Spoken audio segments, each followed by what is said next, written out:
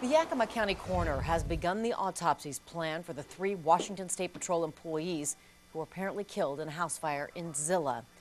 The bodies of Trooper Gary Miller, his wife and dispatcher supervisor, Ann, and Trooper Christopher Sperry have all now been recovered with the help of cadaver dogs.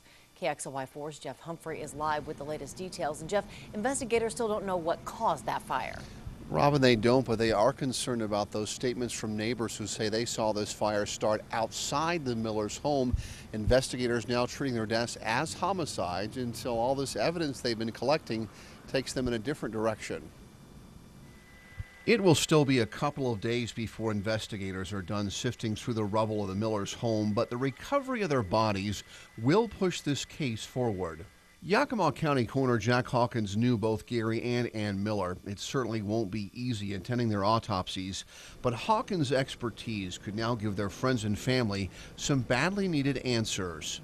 Signs of soot in their lungs or carbon monoxide in their blood will show if these troopers were alive when the fire started. Investigators already know Mrs. Miller was at least aware of the fire. Ann made a call and said there was a fire, and very momentarily the phone went dead.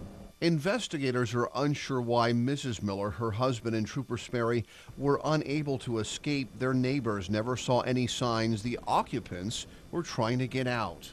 Investigators, concerned about someone using gasoline to start this fire on purpose, brought an accelerant-sniffing dog to the scene on Monday, but haven't said if the canine alerted on anything. Co-workers say they are willing to wait as long as it takes for accurate information. They're just being very meticulous, and we want them to be. We want them to have a clear, a quality investigation with clear answers when they can arrive at those conclusions.